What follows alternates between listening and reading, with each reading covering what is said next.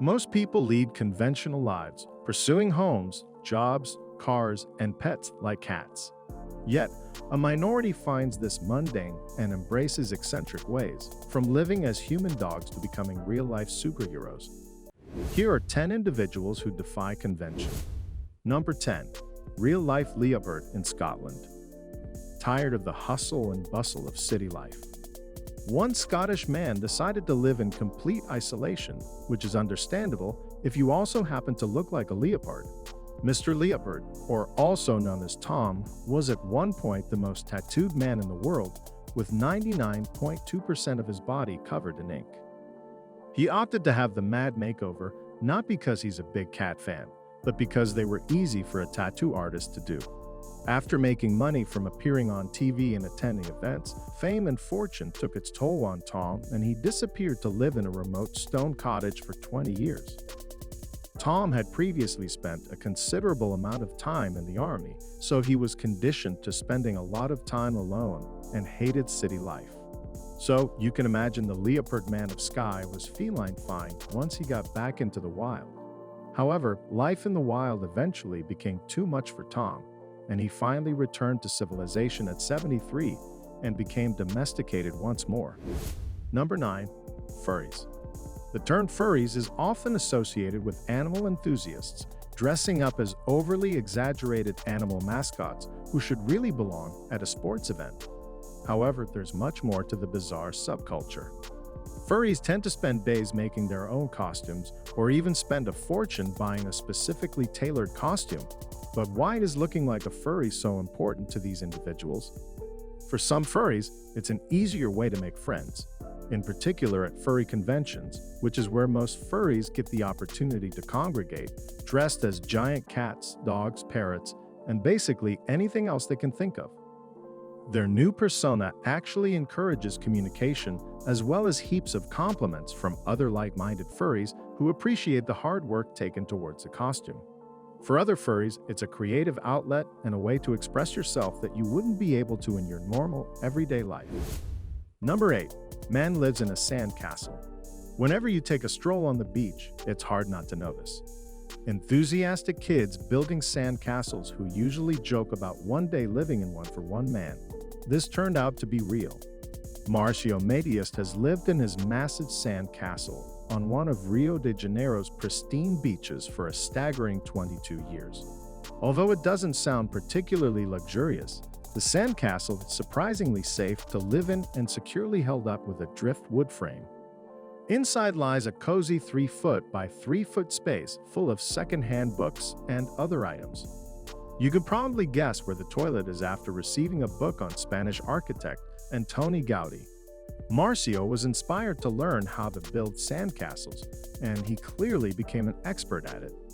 Marcio doesn't pay a penny for rent, and he makes money for food by running a second-hand bookshop from his sandy home. So many books get left on the beach, so it makes perfect sense that Marcio would capitalize on it. Life can be a beach for Marcio, though, as the elements can easily destroy his creation, and he must maintain his castle's impressive integrity by keeping it watered daily to prevent it from caving in. Number 7. The baby that never grew up. Age play is a bizarre form of BDSM or role play between couples in which a grown man or woman dresses and acts like a baby while their partner takes care of them. The couples who partake in such an activity may do so for a few hours, though. For one 21-year-old woman in Florida, it's a lifestyle. Jess will typically spend her day dressed in a diaper, which she may or may not urinate in, but no number 2s, that's apparently going too far, says Jess. The reason why Jess enjoys living as a baby is because she can act cute and playful. She explains that wearing baby clothes and diapers is a type of aggressive behavior that is also comforting to her. And while she calls her boyfriend daddy and drinks from a bottle, Jess and her boyfriend, David's age play isn't sexualized in any way. Number 6. The real-life Little Mermaid. They say find a job you love and you'll never have to work a day in your life. And for one fortune Australian, she does exactly that. 33-year-old Hannah Fraser works as a professional mermaid at the Sydney Aquarium from a young age. She has always had a passion for them. At age 9, she made her first tail, and her second tail was made in 2002 using a wetsuit material, 2 coat hangers, flippers, and duct tape. Hannah had been primarily working in fashion modeling for over 10 years. However, there are a few things about her that signify that maybe she really is a mermaid.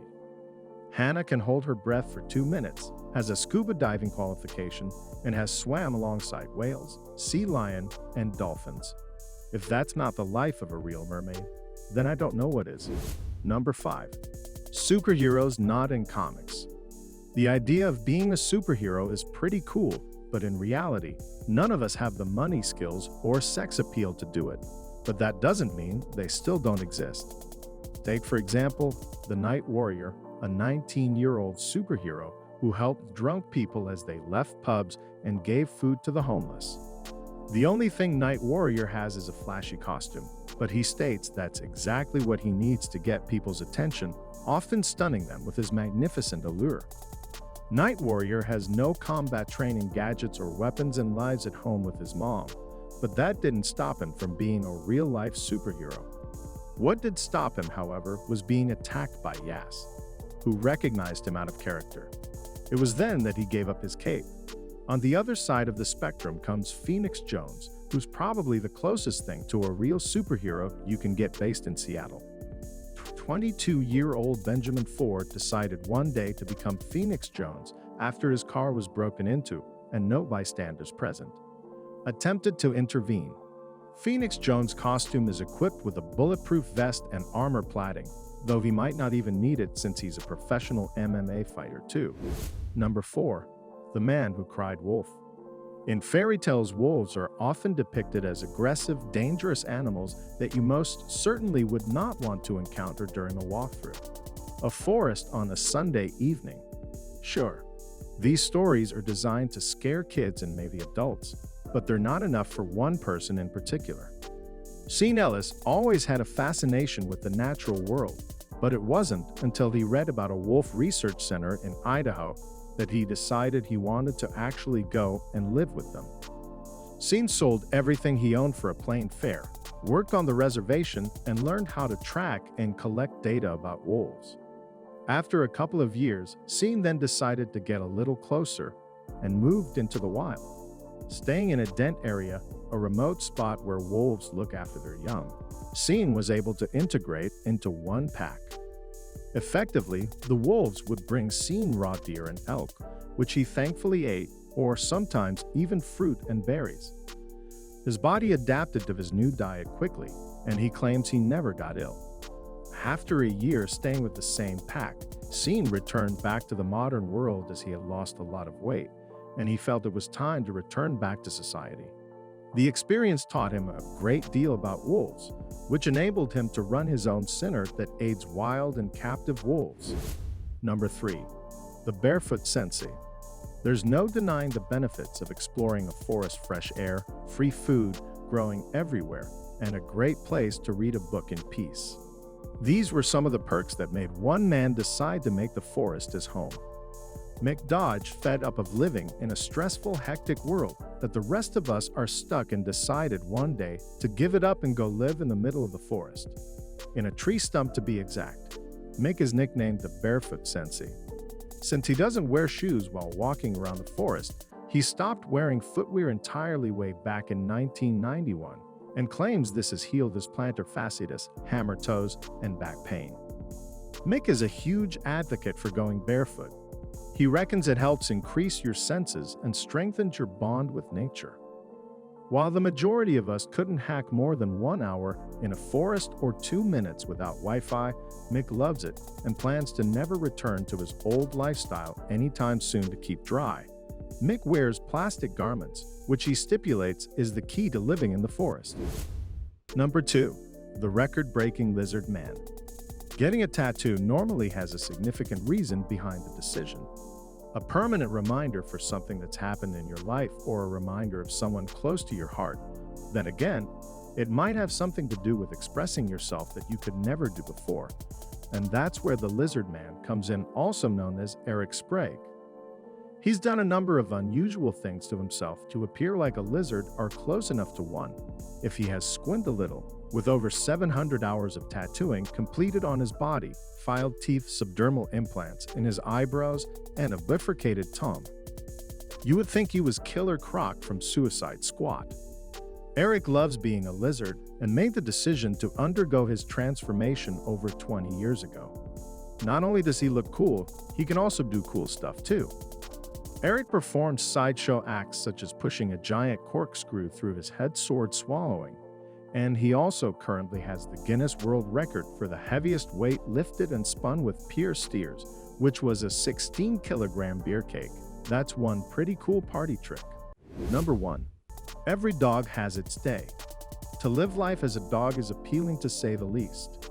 Not only do you get to pee in public, but random strangers might even give you free food just because you look cute, which might partly explain why there are people out there who dress and live as dogs. Even going so far as living in packs, playing with squeaky toys, and probably sniffing each other's butts. This subculture grew out of the BDSM community, and since the last 15 years has gained momentum thanks to the internet, making it easier to find like-minded individuals. The general attire of a human pup is wearing a leather costume with a dog-like hood or mask. The human pups enjoy stomach rubs, ear tickling, and eating out of bowls just like humans in Antwerp. There's also a Mr. Puppy competition. Think of it as a mix between a beauty pageant and crufts. One reason why people choose to pretend to be a puppy or dog is that it focuses on the positive elements of a dog.